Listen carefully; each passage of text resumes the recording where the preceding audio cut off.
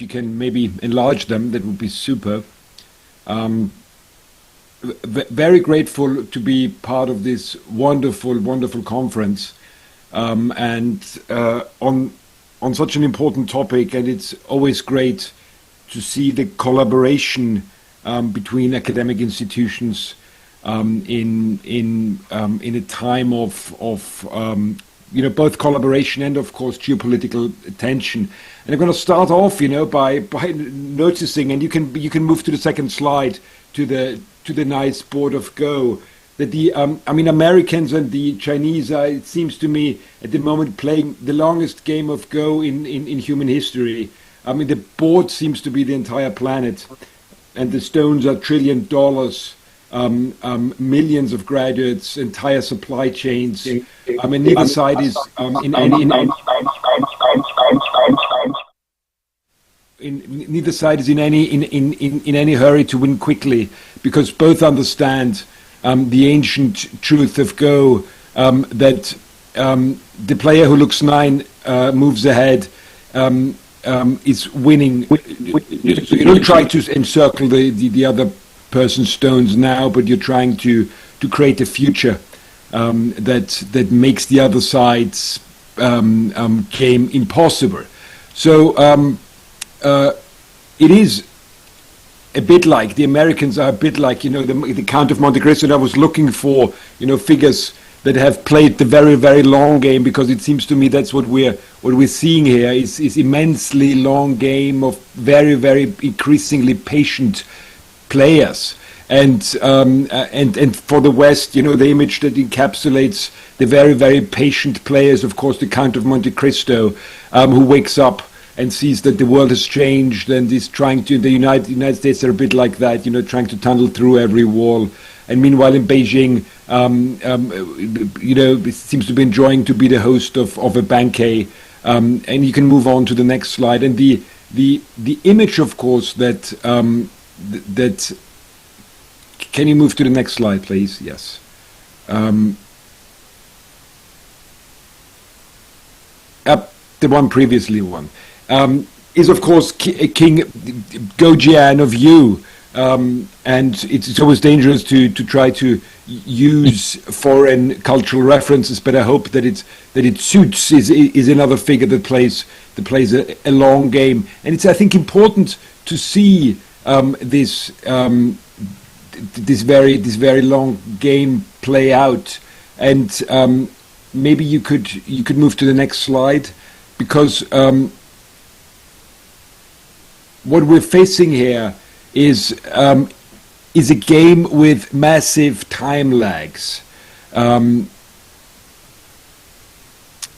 We have two patient players who play a game of massive time lags, and if you can move to the next slide, please, that can, of course, be illustrated by the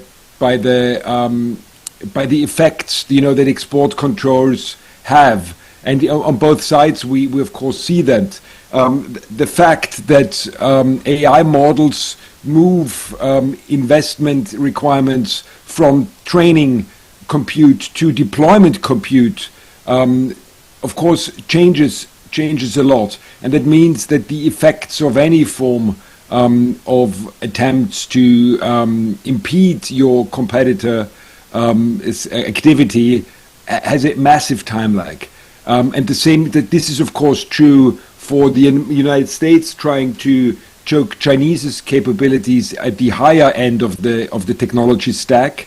And the success of DeepSeek has, of course, shown that these attempts haven't been, from the American point of view, successful immediately. But of course, obviously, in the same sense, and we can move on to the next slide, the Chinese attempt in famous Ministry of Commerce's announcement 61 of 2025, promising to implement the strictest rare earth and permanent magnet export controls to date, of course, won't strike immediately, but will also have an incredible time lag effect. So the Chinese is here implementing something like the United States Foreign Direct Product Rule, FDPR, but with Chinese characteristics. So of course, we know that if China enforces these controls even selectively, it could and will send shockwaves through global supply chains for advanced computing, if it's electric vehicles or renewable energy systems or industry or anything. But these effects on both players are incredibly time-lagged. And we are already quite in a confounded situation in terms of game theory, and you can now move to the next slide. Trying to describe the game is difficult, of course. It is a mixed motive game, and as such, it has characteristics of. Can you please move to the next slide? Yes, it has, as we all can sense, a lot of elements of a prisoner's dilemma, a game of chicken and the stag hunt, and it has all of these three different qualities, the game that we have. And the important thing is, it's not only a very complex game theoretical setup that we have that pushes the strategic thinking of both players quite to its limits, but it has these important time lags, and I'm going to say a bit about the importance of these time lags. I mean, the regulation and development of AI capabilities is, of course, multifaceted, and anything you want to say about it will, by necessity, include very, very severe simplifications. But I'm going to have to make these simplifications in order to fit a talk into the required 15, 20 minutes. And I'm going to look at three dimensions here only. And these three dimensions are the dimension of the models, the compute, and the diffusion of AI capabilities. So please move to the next slide. Of course, I mean, from the outset, I would have to say that there are many other dimensions that you could mention, of course, as we know, talent, data, energy, that you could think are somewhat different from these three, might be related. But I'm going to focus on these three. And again, keep in mind the complex strategic game theoretic situation. And I'm going to focus then on the time lag that this includes and what that means for the strategic options in terms of regulation that both parties have, and how I believe this might or will play out in the coming years. So the models, if you move on.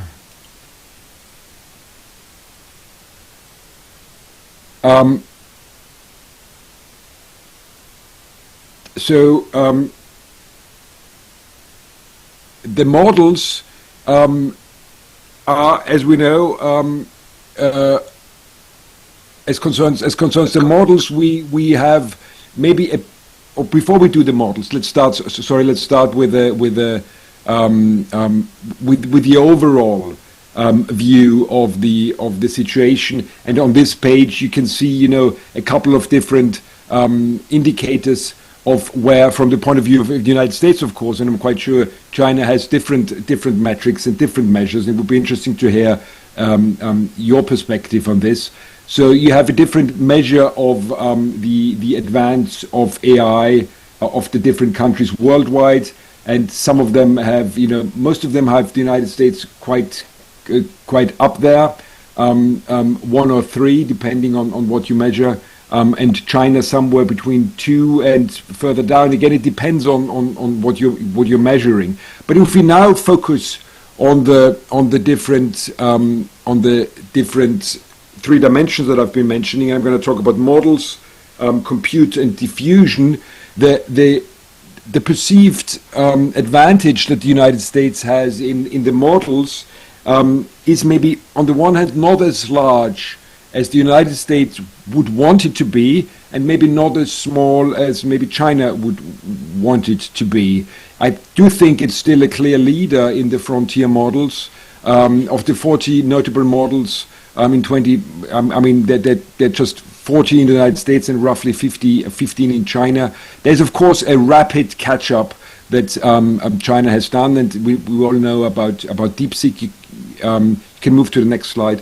But as you know, David Sachs has estimated, China is maybe 3 to 6 months behind. That seems to be it. I mean, recently the National Institute of Standards and Technology in the United States, and it was in September, has issued a report indicating that at least from its point of view, DeepSeek is lagging behind the best US reference models, and according to them, across almost every benchmark. The gap is supposed to be largest in software engineering and cyber attacks, where the best US models evaluated solves over 20% more tasks than the rival model. But importantly, and I'm going to refer to that in a minute, also as concerns the cost of the deployment. It costs 35% less on average. And some of the security features. So let's, for a moment, assume, and again, all these data is, of course, the ones I'm presenting here is data from the United States, and I'm quite sure China has different data and might have different views. The point of view might be that as concerns models, the United States might be ahead. Also, as concerns compute, and you can move on to the compute slide. And then the next slide, which gives some data on the compute, shows that again it's difficult. I mean, we have a measuring problem here, but as of course, according to the Tony Blair Institute of Global Change, Epoch AI and Omdia, this is the situation of the current compute. The USA leads, UK, Canada, Germany, France, and China is behind. But if you look maybe more closely again at the next slide, you can of course drill a bit deeper and look at the compute per person or the compute per GDP. If you move to the next slide, please. So you could compare the unadjusted compute to the population adjusted compute, where Japan and looks much better, or to the GDP adjusted compute. Then there's a different picture, and what's going to emerge, I think, is, and this will be kind of the point of the presentation, is that there will be this tension between compute and diffusion, and America sees its strength in terms of compute. Here we have the next slide, which is electricity. That's where China has the leg up, and also in terms, of course, of diffusion. If you click on the next slide, there seems to be something of a clear advantage of China as concerns diffusion. So there has been a famous Chinese expert on Weibo saying that ChatGPT outputs a capitalist drivel. So so that producing a lot of frontier model outputs isn't really of any deep economic, structural, political, geopolitical interest, but the real action might be in the manufacturing domain, where China is surging ahead in the area of embodied AI. I mean, as we know, China operates roughly 2 million industrial robots, and installed about 300,000 more in 2024 alone, more than the rest of the world combined, with the majority, of course, made domestically in China. And in contrast, the United States factories installed about 34,000. These robots in China will be powered or be augmented by smaller scale Chinese AI applications, good enough AI, so to speak, not super intelligent AI, but intelligent enough AI that don't require the immense training compute or inference infrastructure of increasingly powerful Western frontier chatbots. So, and that aligns, of course, with the 14th five-year plan call for a comprehensive intelligent transformation of Chinese industrial production. So the idea is to embed AI and to diffuse and disperse AI and across 70% of key sectors by 2027, 90% 23, and 100% by 2034. So we know that nearly half of the Chinese manufacturing equipment sold last year already incorporated machine vision, predictive maintenance, autonomous control functions, etc. And it's becoming, AI is thus becoming the default layer of the industrial community. The United States is making a different bet, and you can move on to the next one. And this is, of course, what we're looking at, that we have this this race between compute and diffusion. And now I think it's better to understand also the regulatory and political moves, of course, if you look at these different bets, different wagers these make. And they play out differently over time, and they play out at entirely different timescales. The US is betting heavily on concentrated frontier compute, and China, constrained, I think, by the hardware frontier, is doubling down on diffusion at manufacturing scale, aggressively embedding good enough AI into factories, supply chains, etc.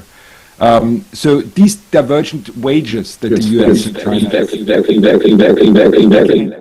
are baked into each side's regulatory posture.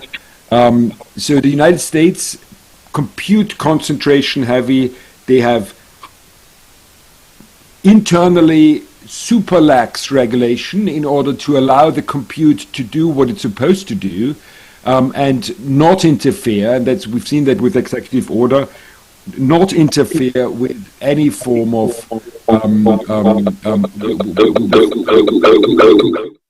allowing it to accumulate, having what's called a small yard, high fence. Only very, very, very, very specific dangerous, wonder weapons or something like that will be looked at, and the rest will be just let to roam free. That's, of course, I'm going to come back to that, difficult, as most of these technologies, the technologies are dual use, not only for maybe perceived geopolitical rivals, but also of third parties that might not play a role in the geopolitical rivalry. So the primary goal of the United States is to preserve the compute overhang and have tight export controls of the high level of the stack, and have a internally quite a lax deregulation. So if you move on to the next one, deregulation. Compute deregulation. The time frame of that is, and that's the important thing, I think, is rather shorter term. This is the classic, VC. It's playing out the VC venture capital time horizon. We're getting close to the middle of that, usually a 10-year or maybe a bit longer, and the point is, of course, to allow NVIDIA, TSMC, and Samsung to stay 2 or 3 process nodes ahead, have current export controls, and have, try to prevent China's access to EUV lithography and so on. The hyperscalers will raise money, Google, Meta, Microsoft, and burn through, couple of billions of dollar in order to reach AGI and superintelligence. Diffusion, they think, and that's the important thing from the compute perspective, diffusion might become irrelevant because one system in Nevada might be smarter than the combined intelligence of the rest of the world. But again, the question is whether this bet is gonna play out. So that's the venture capitalist place. The diffusion strategy, of course, is a different one. It is permissive on deployment, but stricter on control and indigenization. It's important, of course, for China to make sure that Chinese products are used. The primary goal is to maximize application breadth and data feedback loops inside the firewall.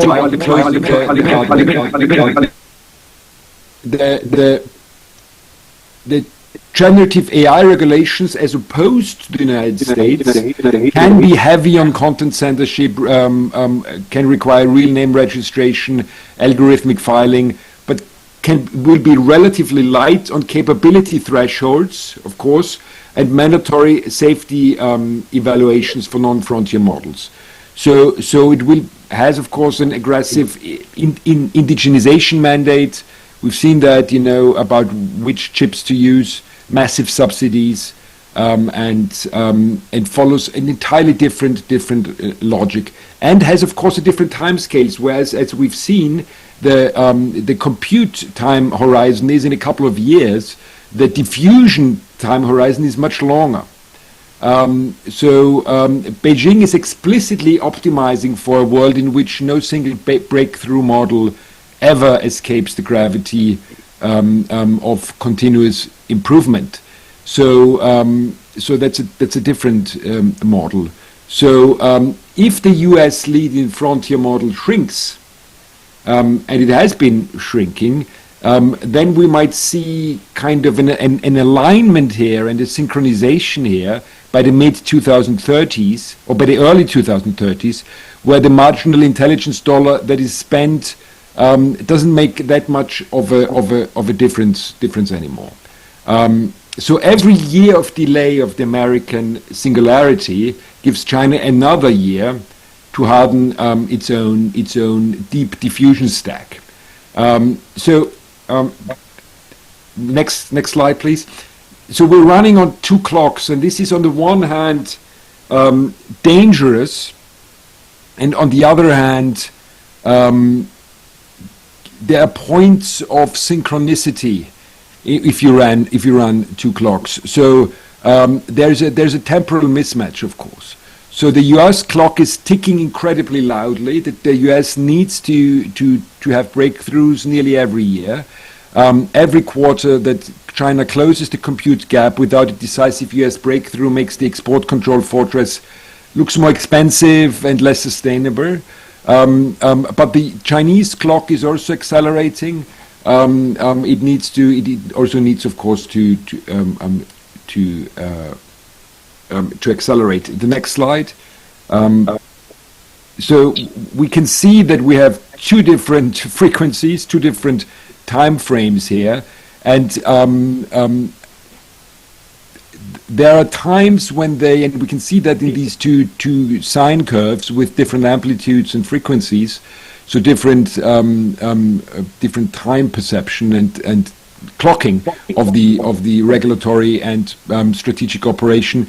There are times when there's a huge tension, but the good thing about these, and that's kind of the positive outlook, is there's always a time when there's convergence, and there's always a time when there's kind of it's synchronicity.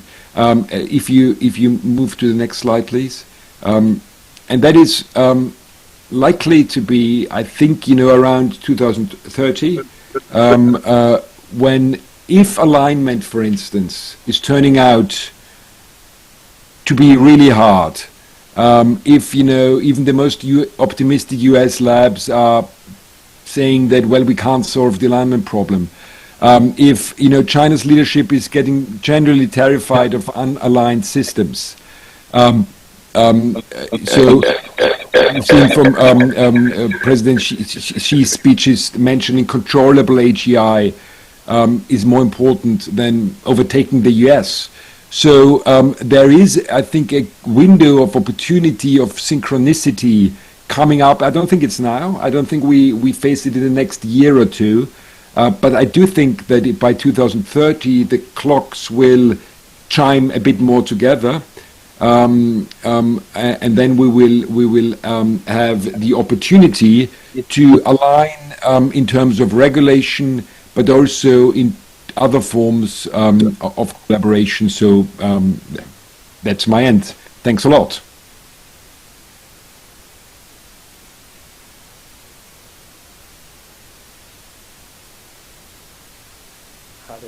发言啊，他有一个很大胆的一个就预测啊，到2030年，这个能够出现协同，也有这个监管方面的这个沟通的这种时点啊。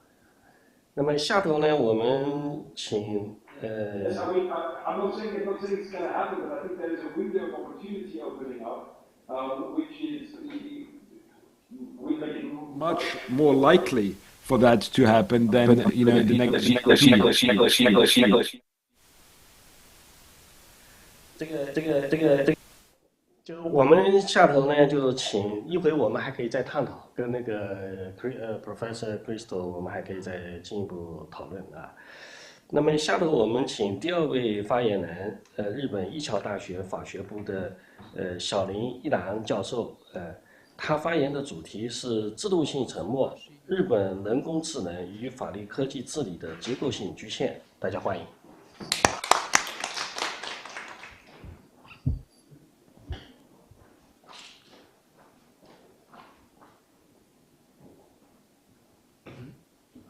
It doesn't move.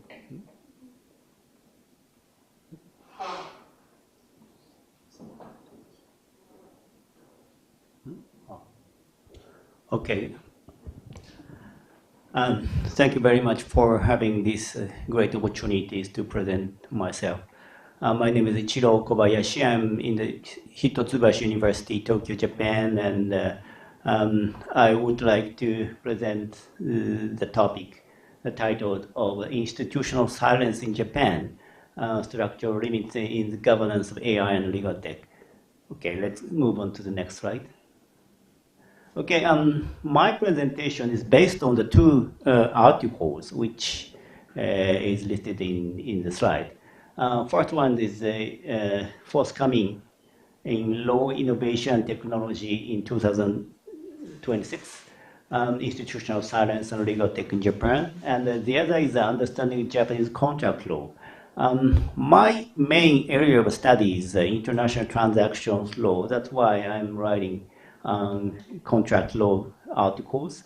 But at the same time, I'm also studying the legal tech in the field of industrial area, mainly in the major enterprises.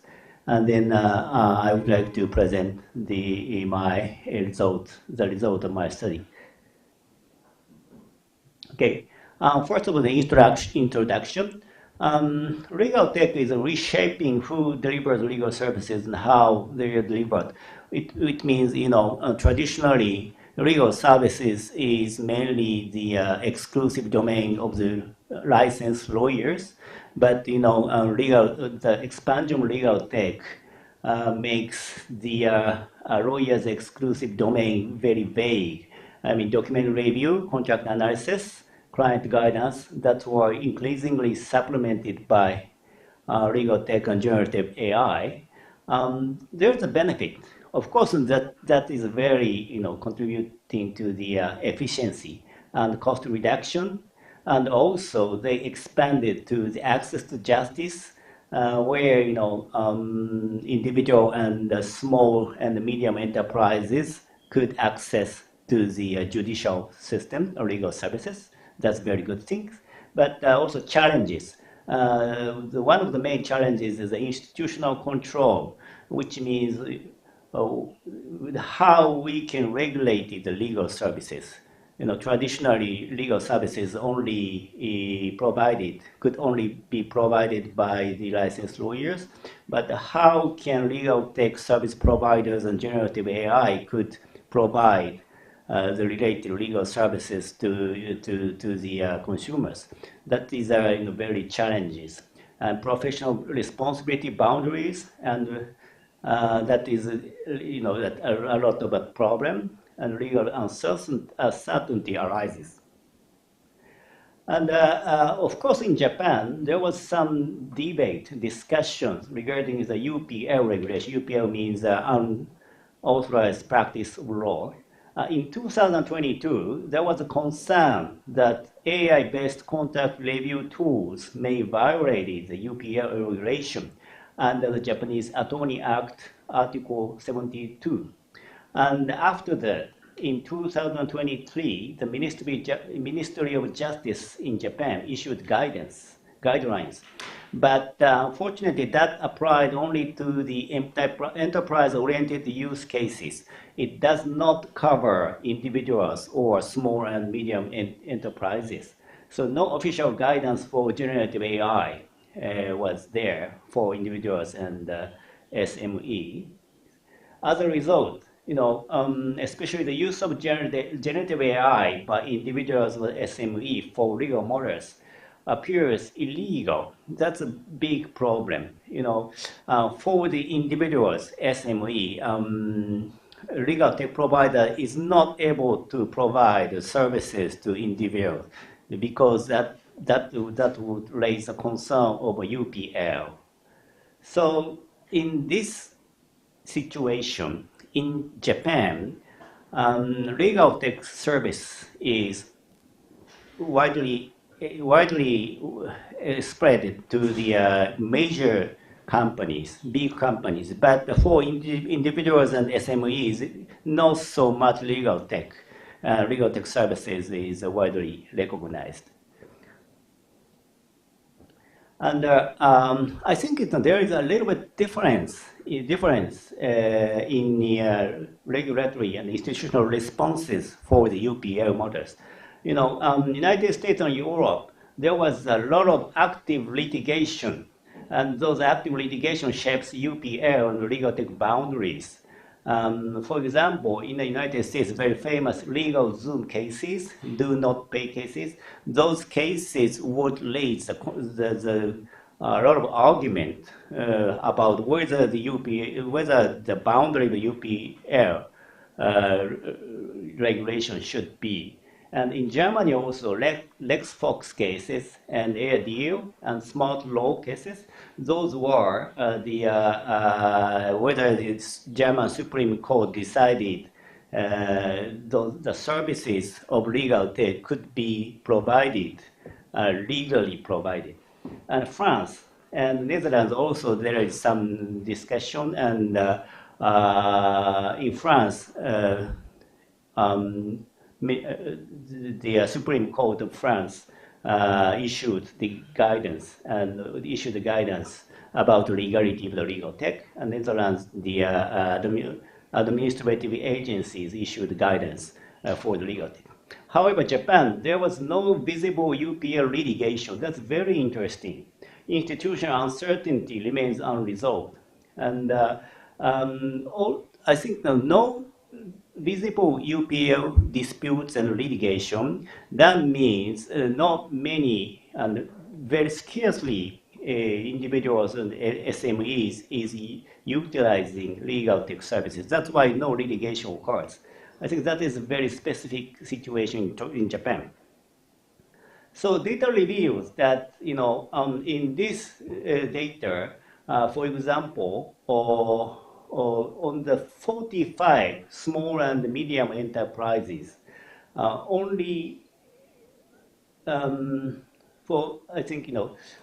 only one company using contract drafting services for both AI and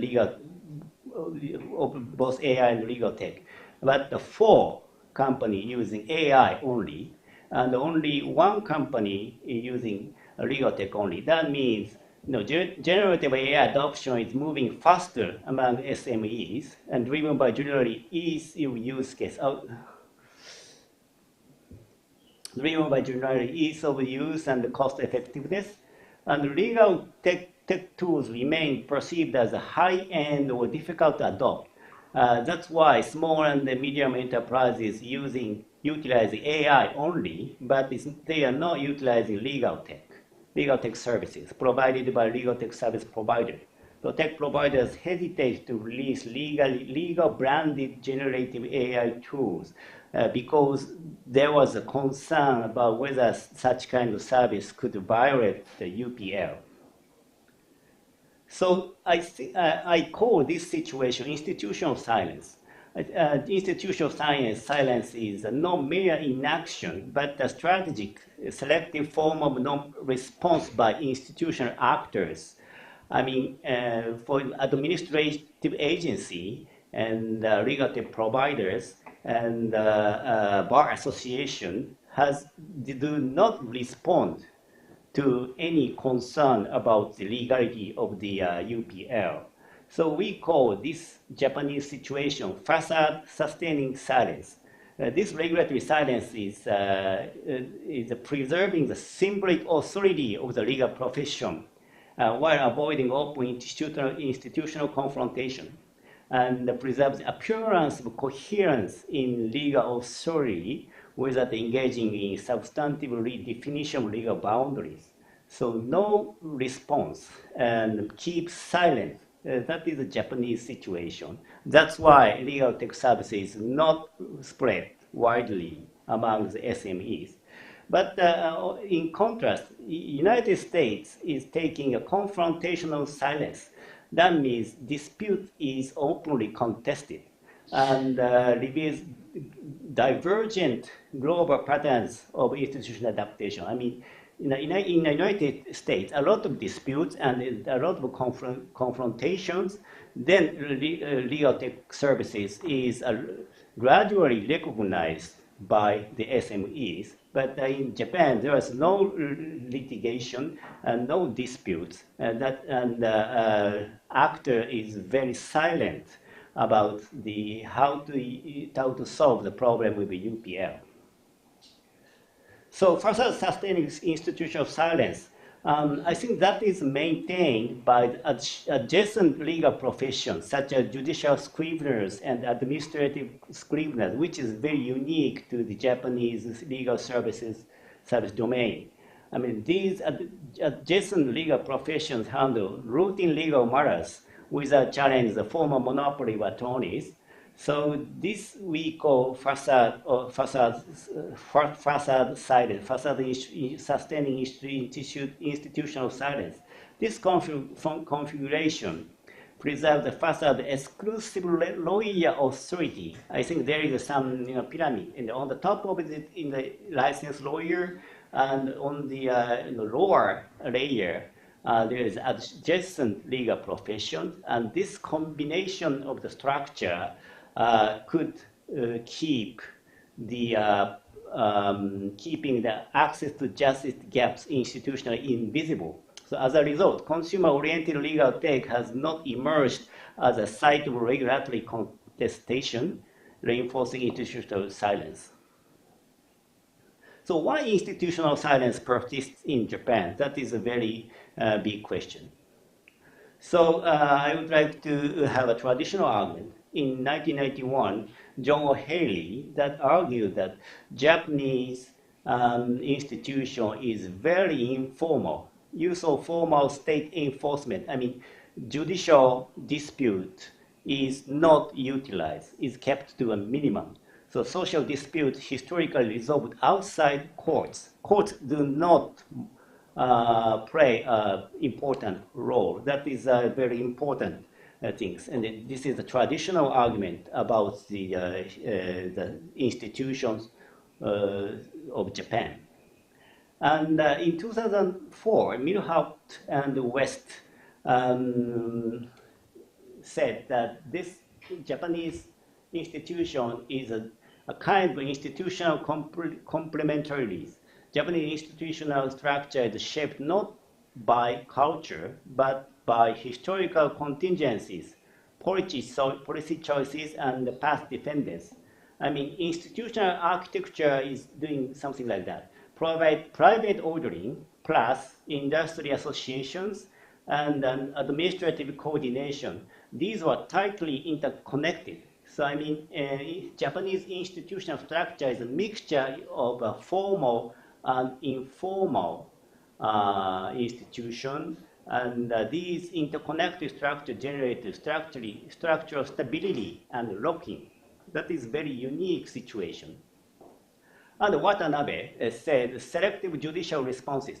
Watanabe said Japanese courts responded actively only where broad social consensus exists. For example, pollution and family law and bribery, those kinds of things are widely recognized among the society, and there is some social consensus. So in case some social consensus exists, courts respond very actively. But if not, judicial justification relies more, courts does not respond actively. So judicial justification relies more on social consensus than on principled reasoning. So there would be implications. This orientation suggests that courts generally avoid macro-level institutional or market adjustment. So the court is not concerned about the efficiency of the market and how the market policy should be. Court is not concerned about the matter for political branches. So it also implies the judicial system is very cautious about normative policy choices, and thus plays only a limited role in institutional design. So, and I myself presented the contract practice in Japan. So the offer and the acceptance paradigms plays only a limited role in Japanese contract practice. That's very unique in Japanese contract practice. So courts focus not offer and acceptance analysis, but they focus on the maturity of negotiations and the full relational context in determining contract formation. So contract obligations are understood as taking shape through ongoing relational practices rather than being fixed ex ante. Courts rarely rely heavily on export adjustments grounded in the good faith principle. So Japanese courts generally avoid ex ante market rule setting through contract doctrine. So this shows how courts is very reluctant to the market efficiency or contract efficiency or such kind of things. So judicial reluctance in market governance, that is what we can say about Japanese society. So for example, United States courts perform incremental line drawing. So I mean, court says which one is okay for UPL, which is bad for UPL. The courts are trying to do line drawing for UPL matters. That is the case in the United States. But in Japan, courts rarely lead boundary setting or structural reinterpretation. So Japanese court is very reluctant to do such kind of line drawing in market.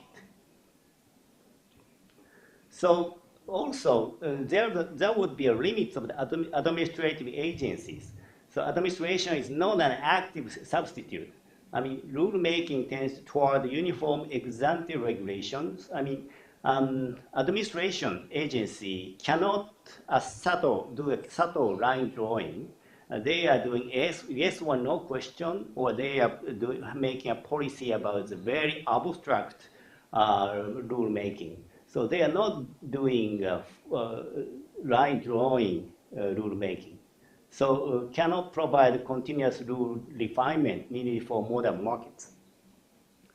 So, and also rise of professional industry bodies is very significant roles in Japanese institutions. With courts and administration body, role is limited. Institutional adjustment depends on the professional associations, industry groups. Those are playing a bigger role in Japanese institutions.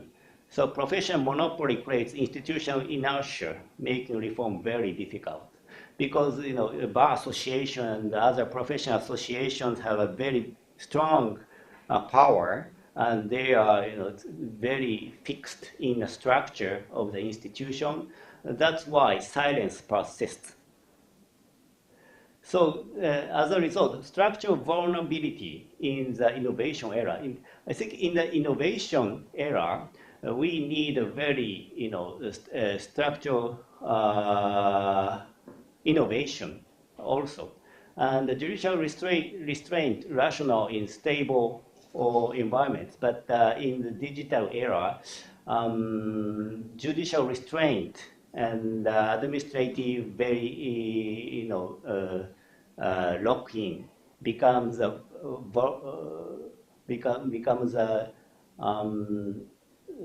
I think that AI and the platform require constant regulatory boundary redesign, but Japan cannot do that because of the inflexibility of the judicial and administrative activity. So again, United States judicial line drawing updates rule in real time, but Japan boundaries set by administrative agencies, but the administrative agency cannot do a subtle line drawing. The professional body, professional license organization is adjusting those kind of matters, and that's why much slower institutional responses. So consequence for Japan is, I think, a weak capacity to respond to AI and legal tech. That's a problem. So. Institutional silence, again, is a mode of institutional response, not a legislative gap that is produced by institutional complex, prioritizing structural preservation. Japan's silence toward legal tech and AI reflects the, I think, coordination-oriented institutional logic and judicial selectivity, institutional complementarities, and professional monopolies and path dependence. These are very tightly fixed in Japanese institutions. So in the conclusion, I would like to say that institutional silence is not mere absence, but a strategic non-response produced by Japan's historically layered institutional complex. And judiciary's limited role in rule updating and reliance on coordination-oriented institutional logics weaken Japan's capacity to adapt regulatory boundaries to emerging technologies. As a result, responses to AI and legal tech are sharply constrained with minimal public debate and no litigation-driven clarification. So institutional inertia delays necessary reform, raises market entry barriers, and widens access to justice gap and diverging from US and EU regulatory path. So I think understanding institutional silence as a structural feature is essential for building internationally aligned, responsive governance frameworks for AI and legal tech. Thank you very much for that, and thank you very much.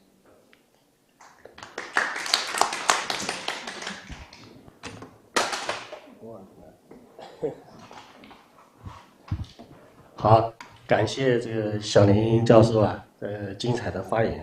他实际上揭示了一个可能具有普遍的这个意义的现象，因为这个人工智能啊和这个有关的数字技术的发展啊，它本身正处于发展和变化之中，所以法律规则对它的这个调整可能会有个滞后性。那么因此呢，特别是在司法上，在这个问题上表现的会更加明显啊。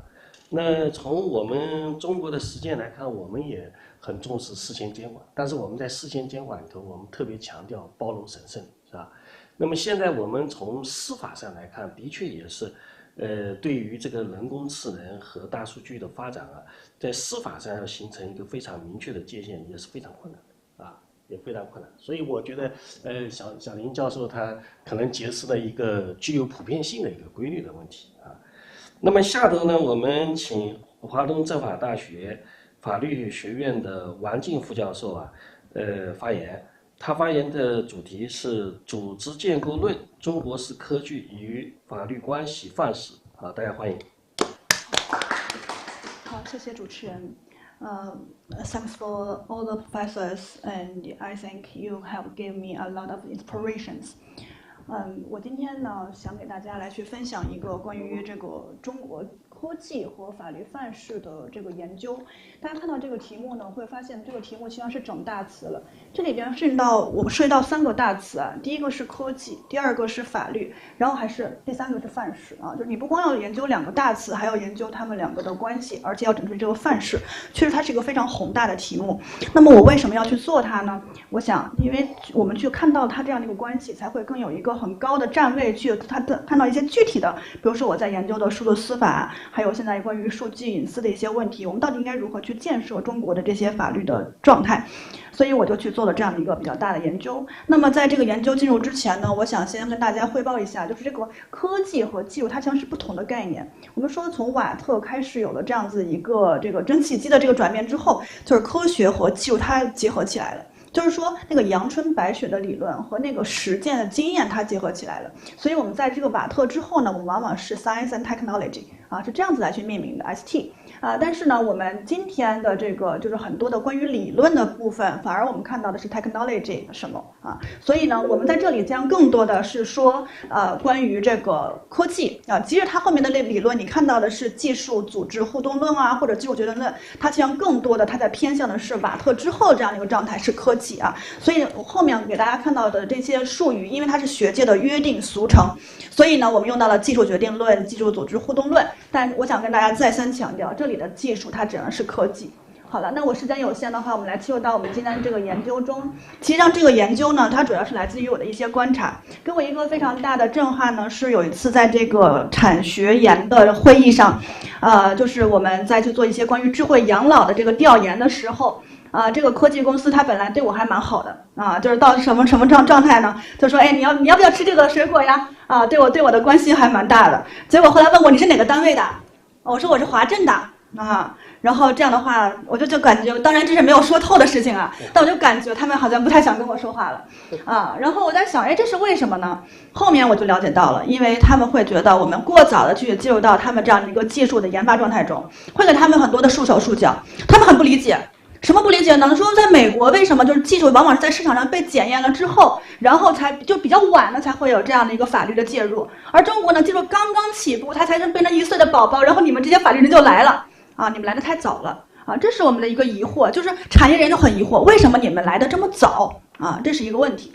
然后另外呢，给我一个比较大的影响力的是中国的2位学者的研究，我就不说他们2个的名字了，但他们2个都是非常非常出色的中国的学者。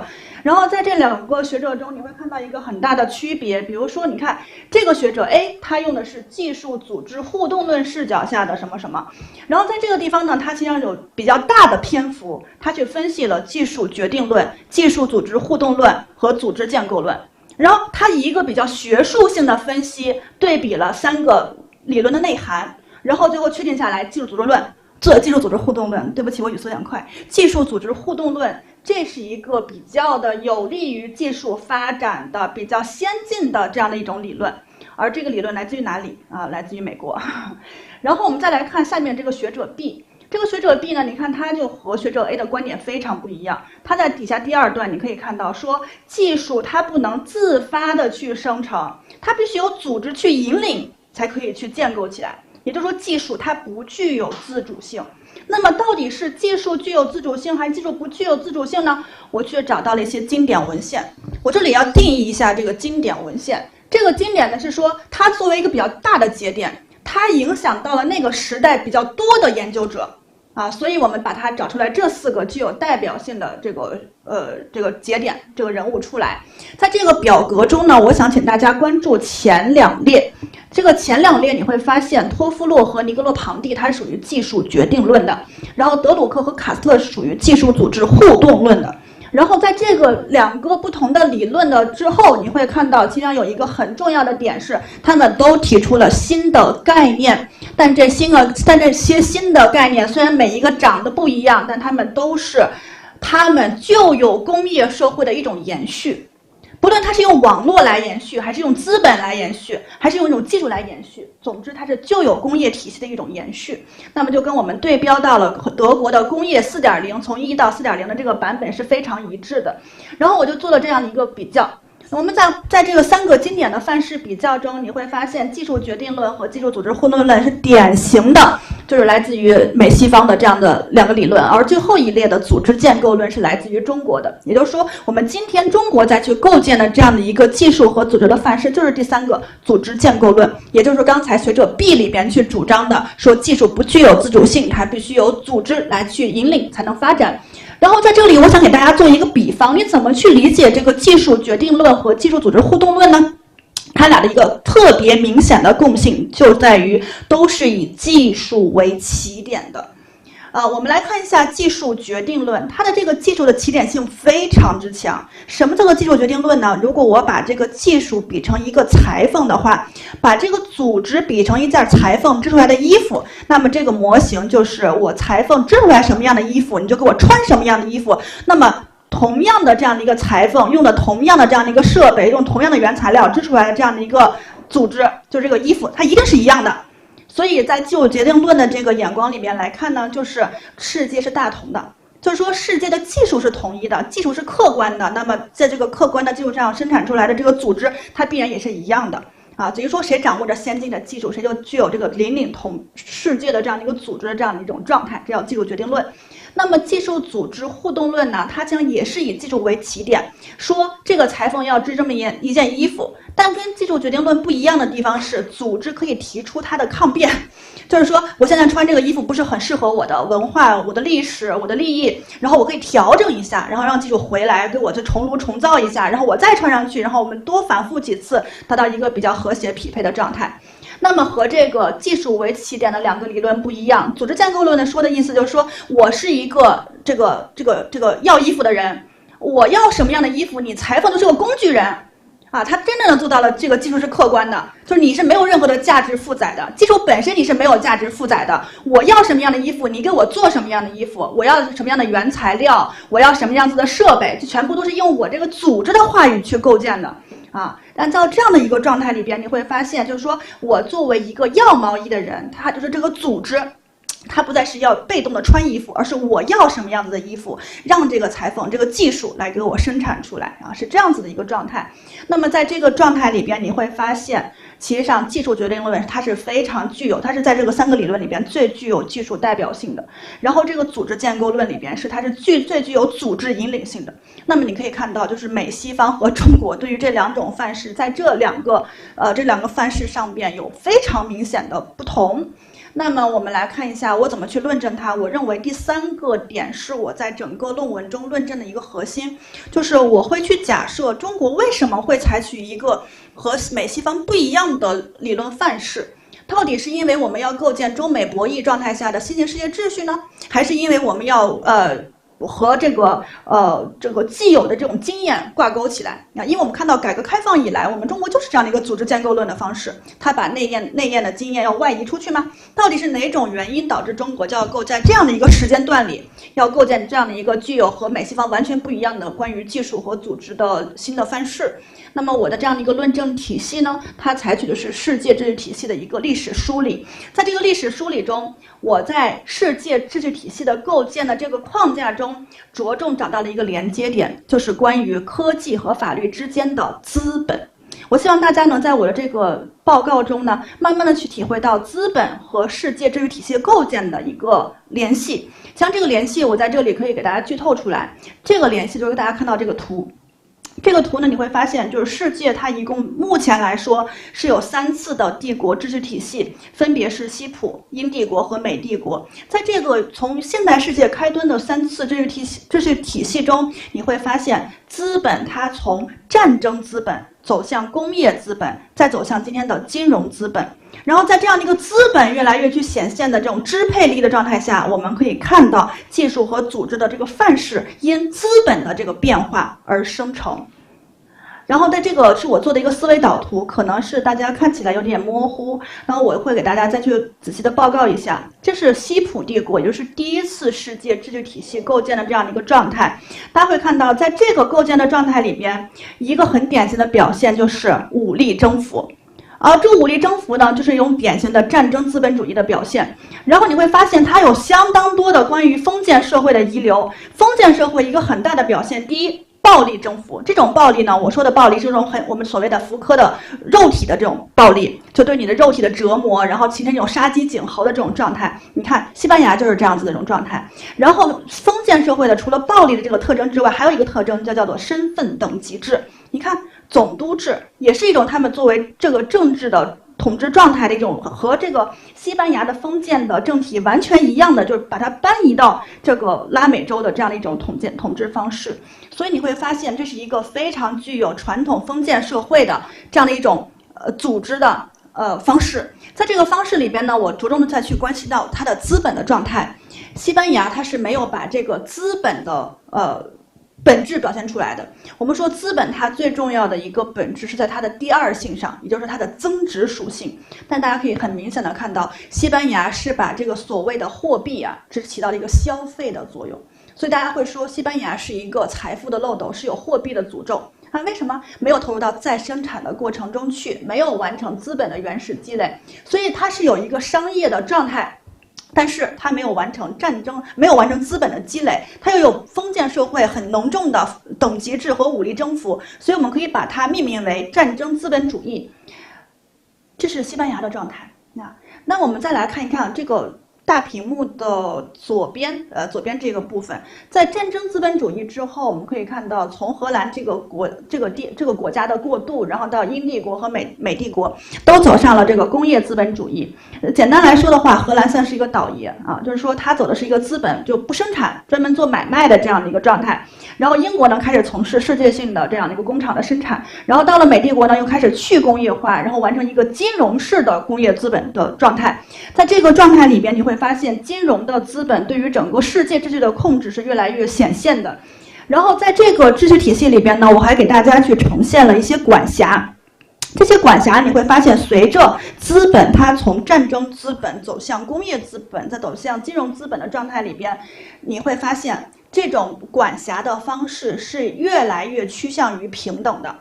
你看后面连属地管辖我都不要了，对吧？我们看到美国它是成立了这个世界的这样的一个新型的国际治理体系。什么国际体系啊？联合国体系。这个国际体系不是说的很好吗？每个国家都是平等的呀，对吧？在这个形式平等的这个状态里边，它实际上通过什么？通过刚才这个教授说的很好啊，司法的管辖的方式，然后完成对整个世界这样一种隐形的控制。而这种司法的管辖背后，它实际上背后是什么？它就像是一个夹的这个三明治一样，就是我们看到的司法管辖，它是一种显层的部分，而它的隐层的部分是在哪里？在科技和金融，就是所谓的资本。然后它还有另一个在它的上面的这样的一个隐形的部分，就是军事。那我们常常不太会涉及到这个更上层的军事，我们看到的实际上是显层背后的司法管辖，往往是以科技加金融的方式，就作为这种隐形的方式来去完成这样的一个实际的控制的。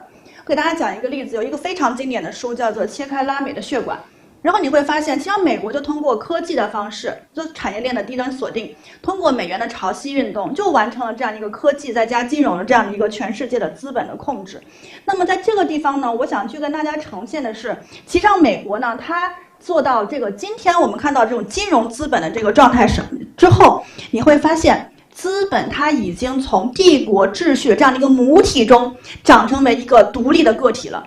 就是我们可以看到这个世界秩序体系的它这个演变过程中，不就是我再三强调的从战争到工业再到金融资本的变化吗？在这个变化中，资本它已经成为一个独立的体系了。什么体系？文明的体系。在这个资本的文明体系中，请大家看到最底下这一点，什么叫做文明的体系呢？就是说我从生产力到生产关系到我的上层进入到我的意识形态，完全都是美国金融资本的这样的一套逻辑，然后完成这样的一种状态。然后在这种状态中呢，请大家尤其要注意到资本的一个衍生物——文明价值观。这个文明价值观呢，它随着美国的这个金融资本的控制，它形成了一种文明的普世论，也就是说，不自由的就是非文明的，不民主的就是非文明的，所以它形成了这样的一个体系啊，使我们看到了一个被金融去操控的新型的秩序的世界秩序的体系。就是我们隐形的是在这样的一个科技和金融的状态控制之下，但是我们其实上是在它的这样的一个由资本去衍生出的文明的价值观中，又去存续到我们的这样的一个秩序。也就是说，我们似乎看得到的是这个金融和科技，但是我们在这个金融科技之上还孵化了一个关于文明的等级论，就是说我是因为有这样子一个对你的这样一种教化作用，这就是像梁启超早就参悟的事情，就是我看上去我是给你一个形式的平等，但这种形式的平等它其实是被金融和科技再去操纵，而这种操纵的背后，它其实就隐形这种文明的普世论在里边。所以我们可以看到，就是在美国的这个状态里边，就是说你不符合我上层建筑的，你就是非文明的形态。所以我们可以看到，美国它真实的是一个技术的客观主义吗？不是的，它实际上是在金融和技术之上，它有非常强烈的这样的一个文明的价值的附属。所以在这地方呢，我想跟大家强调的是说，像美国的金融资本，就是这个金融的资本主义，它确实是一个非常完善的体系啊。它为什么不敢去提文明？我们刚才回到刚才那个问题里边，为什么美西方提出来的这两个范式，他们都不回避去提到文明呢？因为在这个技术的中立之后，它只要掌握到了这个金融和技术，它就会自然的就把这样的一个文明的孵化的这种结果隐藏在其中了。也就是说，我用一个非常平等的这样的一个技术和金融呈现给大家，这个看上去是很公平的，但是被隐藏起来的这种文明等级论，却是大家自然去接受、主动去吸纳的，但是却不觉得自己是被操纵的。那从这样的一个状态中，我们可以看到，这就是帝国在去构建的状态中，由技术连接资本，由资本去孵化文明，形成这样的两种比较典型的技术范式。那么我现在的时间不太够了，然后在这个后面呢，我想给大家去提供的一个问题就是，那么中国为什么要在这样的一个时间段里边提出来一个新的范式呢？这个范式呢，我想跟大家强调的是，它实际上是蕴含在数字文明这个大词儿中的。也就是说，当美国通过金融资本孵化出来这种文明价值观的时候，我们有一个新的文明的形态要出现了，就是不同于你工业文明的新的数字文明。也就是说，大家觉得异曲同工的地方在哪里？就是都是以文明来去做对话的状态，但是文明之中，它实际上包含的是技术、资本和组织的，就是我们说的法律的这样的一个关系的问题。那我们来看一下，中国提出这个数字文明里边有一个很重要的这个理论，就是组织建构论。那我组织建构论要干嘛？就是说我要通过组织引领技术，达到一种又高效又持续又向善的状态。也就是说，我要让你跑得快，跑得长久，还要让你向善的去跑。那在这样子的一个组织的建构论中，还有一个很关键的点，就是国内法治和涉外法治相协调的这样的一个状态。然后在这样的一个理论里边呢，我想跟大家去强调的一点是，我们有一个比较大的这样的一个任务，就是既然中国已经提出了，就是在我们的这个数字文明去构建的状态中，我们要杜绝就是打着客观中立的非文明的，实际上就孵化了文明价值的这样的一种范式的新的范式，就是组织建构论。那么我们今天其实一个很重要的任务，就是把这个政治大词儿的内涵给阐释清楚到底什么是组织建构论，它跟数字文明是什么关系，它跟涉外法治、国内法治又是什么关系，这是第一个很重要的任务。第二个很重要的任务呢，是我们需要在一些具体的场景中，或者说场境中去完成，就是组织建构论它是如何要在具体的一些技术中，要用一个什么样子的制度去引领这个技术又高效又持续又向善的去发展所以这两个任务是摆在我们面前就是可能说是迫在眉睫的一个任务。当然在这个里边我们有一个很大的问题，就是经由科技和法律相连接的资本，他们已经随着帝国秩序的体系构建孵化出来了从资本到文明的这样的一个全体系的状态。那我们今天要去构建的这样一个组织的引领这样的一个状态，是不是可以像前两个范式，因为它是历史实践来的，它是一个完成的体系。那我们今天要去构建的这种组织的决定论，它到底能不能像这个前两个范式一样，经由历史的实践能那么自洽呢？这里面有很多的问题，就是我们怎么去解答它？像这里边有很多的问题，甚至是矛盾的啊，所以这也是我们的一个很重要的问题，我把它称之为我们组织建构论的第3个问题，关于现实挑战的问题。那么我今天给大家做一个总结呢，主要的论述点就是通过世界知识体系构建的方式，去论证到了技术和组织的关系，去解答了为什么中国要在这样的一个时间段里边构建一个新型的技术和组织的范式，它跟我们去对抗那个文明的那个话语是有非常大的关联性的。就要构建数字文明，那么组织的决定论它就是一种必要的范式啊，这可能也在破题回答我们这个研究的意义啊。好了，那我的报告就到这里，谢谢大家。好，这个非常感谢王静教授啊，这个发言，他是从资本的视角去看这个技术和组织之间的一个变化啊。那么下头呢，我们就请那个对外经贸大学的许可教授做一个语谈，好吧？大家欢迎。非常感谢于老师，这个能够来清华参加这么一场非常知识非常密集，而且讨论我想会很热烈的一些题目啊，我个人也是受益匪浅。那刚才听了3位教授的发言，我觉得每一位教授都非常鲜明地展现出不同的学术的传统和相应的学术的研究的方法，以及关注的热点问题，我觉得还是非常有意思。那第一位的我们的发言人Professor Christoph， 那这位发言人的从中美两国针对科技治理的竞争的时间和信任的维度呀，和大家展示了来自英国的这种视角，我个人也是受益匪浅的。那么谈到这里面的时间的观念呀，我就想到中国其实是一个最讲历史的大国，中国是最有历史感的。中国对于历史的这么一种博弈的长期的博弈研究，事实上由来已久啊，天下大势，分久必合，合久必分。那么这么一种从历史的演进的维度，特别是从3个不同博弈的角度去讨论中美两国对于最新的人工智能的治理，我想它有着非常有意思的一个观察点。那么这3个维度呢，我刚才在听到翻译器里面的提示的声音啊，它叫传播啊，第一个是模型，第二个是计算，我们叫算力，其实是第3个是传播。diffusion 这个词其实更准确的翻译啊，应该是技术的扩散。那么从大模型、从技术的扩散和算力3个维度啊，这种中美两国都在不同的3个维度上展开了很激烈的竞争。那么这种激烈的竞争，表面上来看，是我们教授所谈到的，是中美两国有意识的战略的选择，但其实本质上它受限于中美两国面临着不同的技术约束。比如说，在现在的这么一种环境下，中国没有办法在高端的算力上实现突破。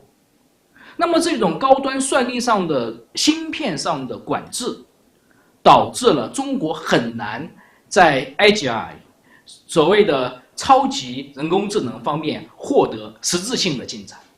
所以中国会转向另外一个中国在之前的具有非常我们说先行一步的经验上，那就是所谓的传播，或者我用我的词叫扩散。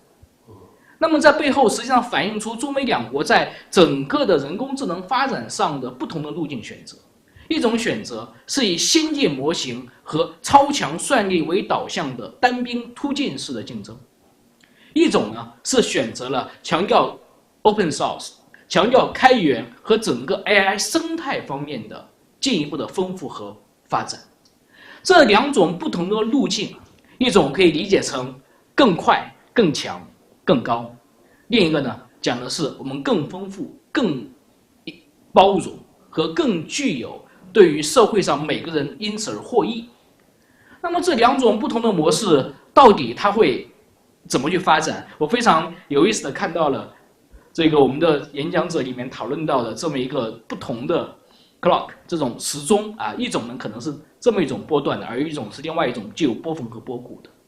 那么这里面有一个非常大的不确定性，其实刚才我们的演讲者也谈到了，那就是到底谁会在多快时间中突破这么一种我们所说的这种阈值，进入到下一个竞争阶段。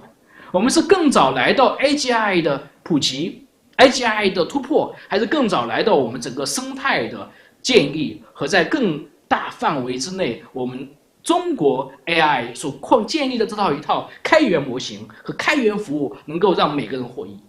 那么这里面其实是有很大的不确定性的。那么当然，这里面其实一开始呀，这个讨论了3个不同的这种博弈啊，囚徒困境啊，这个 Chicken Game， 还有最后一个是猎鹿的博弈。这3个博弈其实有2个至少它都存在着多重均衡。当然，我们说囚徒困境可能只有1个均衡啊，但除此以外，可能都存在多重均衡。那么多重均衡意味着中美两国在未来的竞争中，加上时间的维度之后，到底哪一种的策略选择，哪一种的我们讲的路径是可以获得优势，事实上是不确定的。所以在这个框架下呀，我想这里面可以，无论是给英国的观察者，还是我们中国的这个学者呀，都提出一个问题。那就是当我们去决定中国采取什么样的 AI 竞争和以此对应的采取怎样的 AI 治理的手段的时候，可能还要再去看一看对方的路径，它可能的它的时钟是已经到了什么样的位置，我们是不是要去适时的去调整，还是说我们再去考虑按照我们的路径可以一条路的走下去。所以我觉得这是一个很有趣的一个他山之石，是一个来自我们的欧洲的一个观察。我想对于中国甚至对于美国来说，当他听到我们的教授的这个 Christoph 教授所谈到的这些观点，我相信都会有非常大的启发。好，那么第2位的小林教授的发言非常的日本我觉得非常鲜明的体现出日本学者研究的非常的严谨和具有法社会学的很开阔视野的这2个优势那小林教授谈到了在我们讲的这种把 AI 运用在法律特别是这个我们讲的这个 tech 这个 legal tech， 在 legal tech 这个框架下，日本采取了一种有意味的沉默，或者策略性的沉默的方法。那么这种策略性的沉默其实有非常多的原因，我觉得我没有办法比小林教授更好的去展现他的这么一种全面的去讲为什么日本采取了一个制度性的沉默。这里面既有意识形态方面的，有组织上的垄断，有日本的法院对于自己法院的一个司法定位，有更加强调协调性的而不是冲突性的社会文化，以及我们所说的这个专业上的这么一种制度惯性，导致了没有办法进行这个突破性的变化。我觉得小林教授的观察是既全面又准确而且犀利的。那么这么一种对于日本的研究，反过来会想到中国对于我们讲的这种 legal tech 这种基于人工智能的法律科技的运用是什么一个态度。那么有趣的点是，中国其实并不禁止，或者说对这个问题它其实不是一个沉默，它实际上是一个放任的状态。那么为什么中国对于 legal tech 的应用是一个基本上放任的状态？这里面有非常多的原因。那么第一个原因，如果我们是回到法律来讲的话，那就是中国的生成式人工智能的管理办法所关注的问题是面向社会公众提供服务。也就是说，中国的所有对于人工智能的监管的重心，它会落在说会不会带来社会层面上的一种大众的这种不良后果。而那对于这个面向 B 端 to business 的，特别是对于企业的人工智能应用，中国其实采取的至少在2年前的 AIGC 的管理办法中，采取的是一个有意识的不做规定。也就是说，如果是我只是面向一家企业提供，或者我在一个企业内部使用人工智能，那么这里面并不会落入中国既有的监管的范围之内。那么这么一种我们讲的立法上的一种策略，它事实上推动了这种人工智能应用于企业层面，而不是应用于社会公众层面。所以中国是区分了2种不同的人工智能应用啊，一种是面向企业端的，一种是面向我们讲的社会端的，有 to B 和 to C。那么对于 to B 端的放松啊，它实际上目的是为了鼓励或者促进人工智能的发展。这是第一个我们讲的在监管层面上的中国的不同。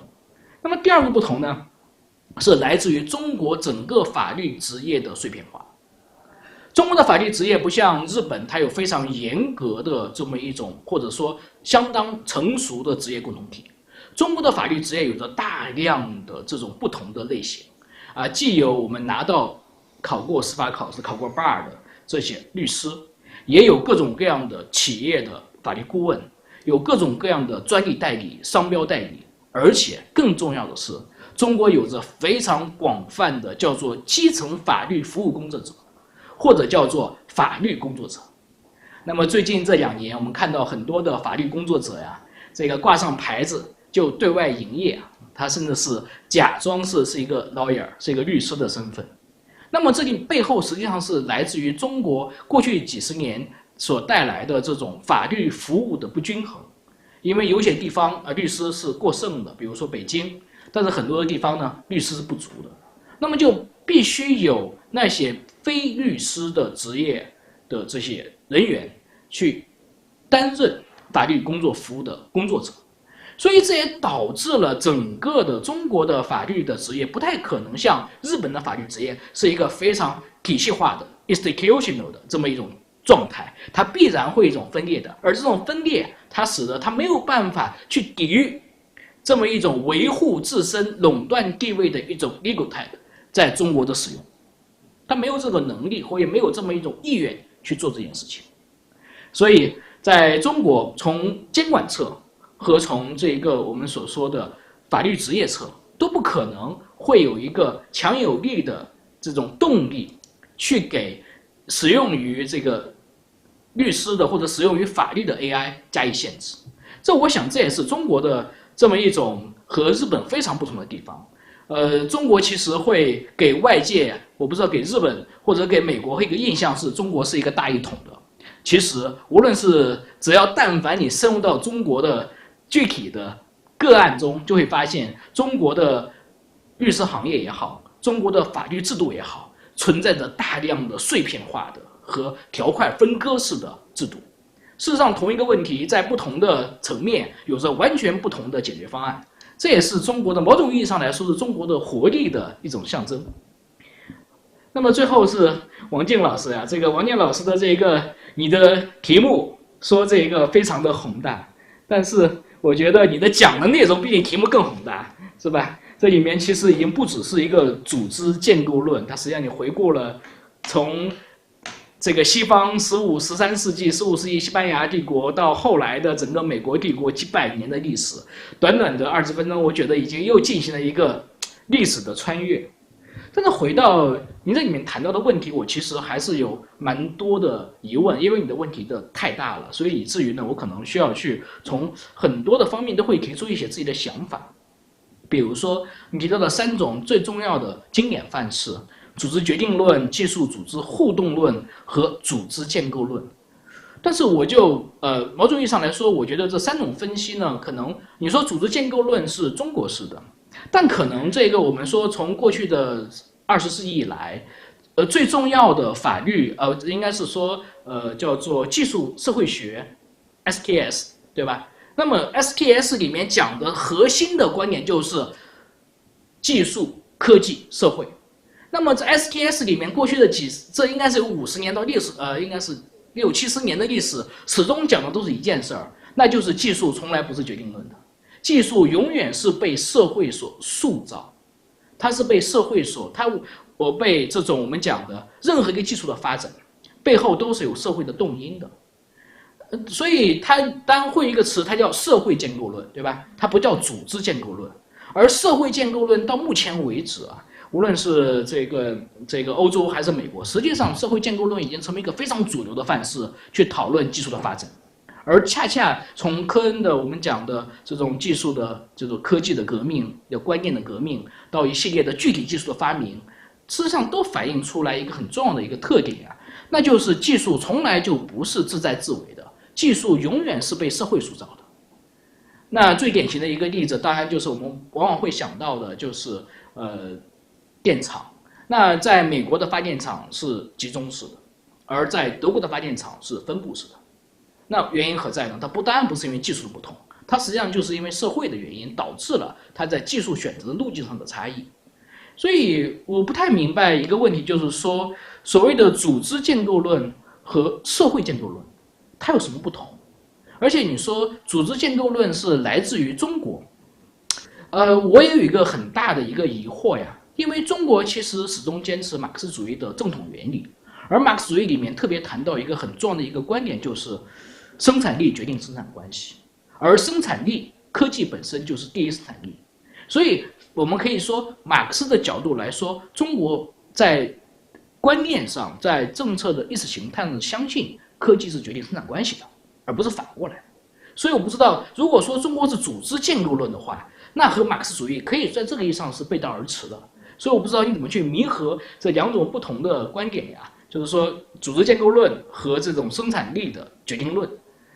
那当然你要说这个这种自在自为的技术决定论本身其实就不是我们讲的它很长时间以来啊，它并不是一个，在西方也是，它并不是一个支配性的一个观点，它的主要的来自于呢技术界，而技术界实际上在很多时候它是为了去强调自身的，就像你开始举的例子一样，它会强调自身的合法性，所以我技术的发展是自主的，我技术是中立的。但是这种观点在整个社会学界，在整个的这个研究者或者在政界都不认为它是一种这种我们讲的一个观点。其实在美国仍有美国的西部的硅谷和这个东部的华盛顿之间的争论，对于 AI 发展也好，对于技术发展也好。这当然你要说完全的西部的观念，他会说我就是一个自由的，或者说我就是一个自由我们讲的一种技术主导的，但是华盛顿不这么认为啊。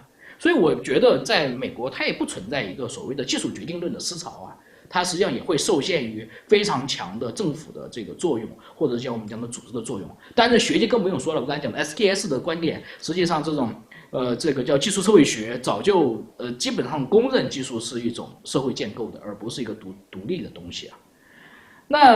那么如果是说回到您的观点是说组织，但是组织到底是怎么去建构的呢？那我会要再追问一句，当然你说如果我们说这个组织是建构了技术，那么组织本身在目前来说它也是被技术所影响的。最典型的就是于老师我们上次讨论的那个议题，数字政府。对，因为组织也是被数字所影响的呀。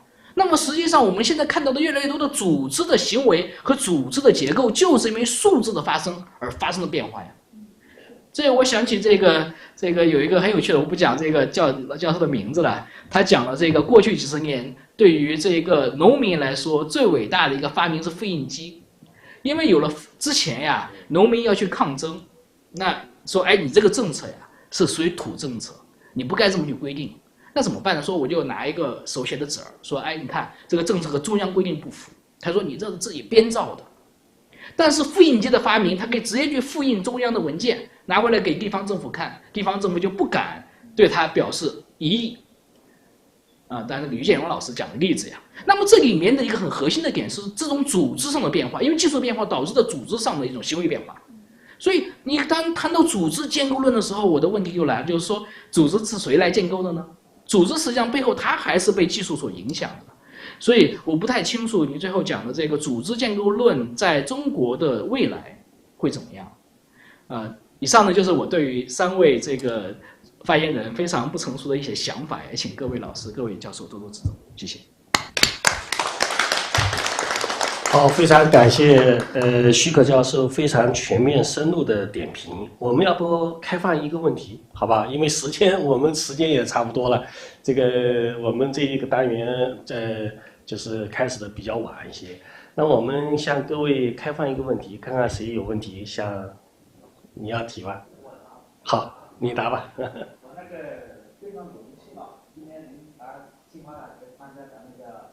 能自报家门一下吗？对，咱们天津在天津法律系统工作，在上班，在受湖南的，就是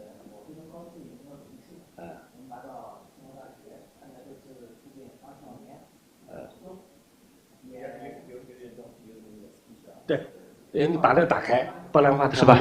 翻不了。好嘞，私は今日です。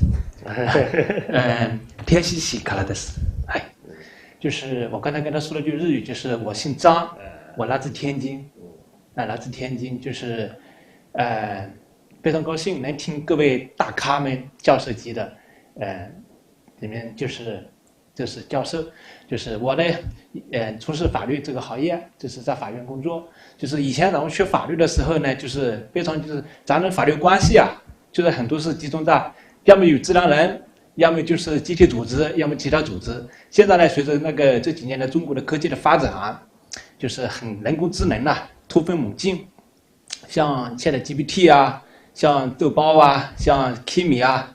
现在不光是什么大人、老人，就我们小孩子，小学的小孩子读写作文有时候不会了，就拿个豆包也出来那写一写，也出来聊一聊。就是所以说啊，现在啊，这个人工智能啊，覆盖了我们就是日常的方方面面。你不管是出去，你去注册也好，你像现在的对吧，特斯拉都是人工智能，好多都不需要开了。就是在法律方面，其实啊，就是与我们很多方面都会产生很多的问题。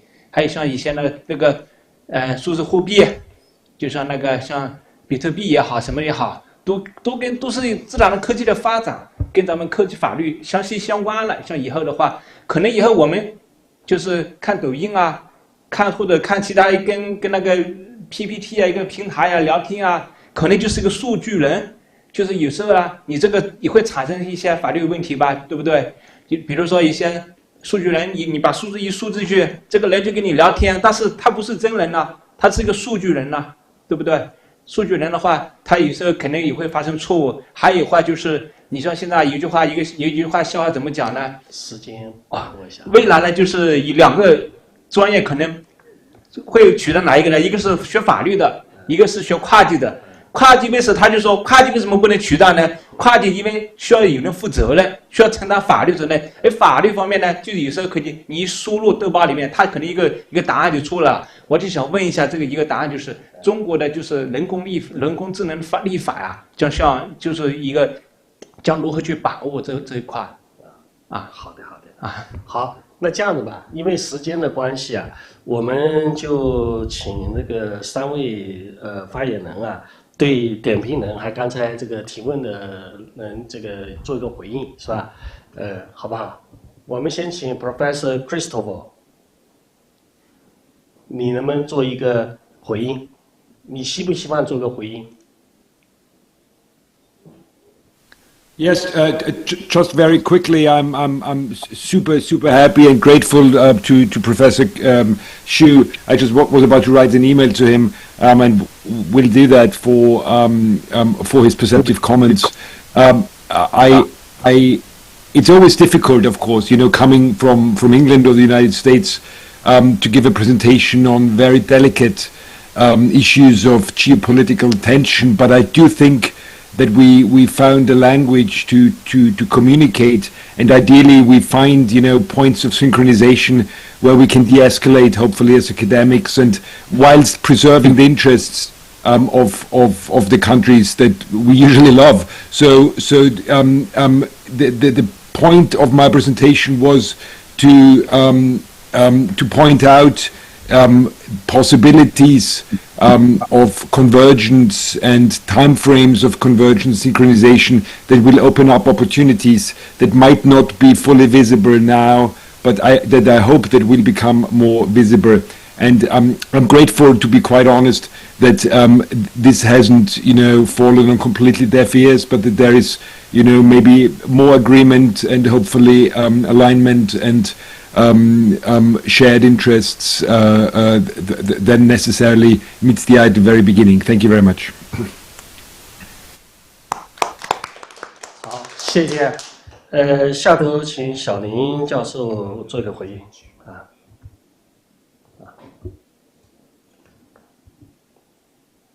Okay, thank you, Professor Xu. Thank you very much for the various comments. And I think you made a very impressive comment, especially regarding the licensed mechanism in China. You say, UPL rule is very